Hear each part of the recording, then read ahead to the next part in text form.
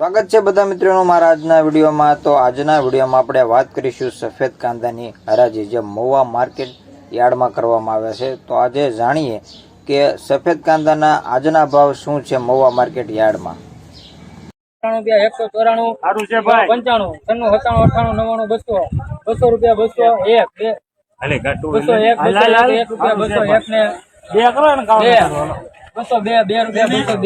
200 ઘણી વાર 2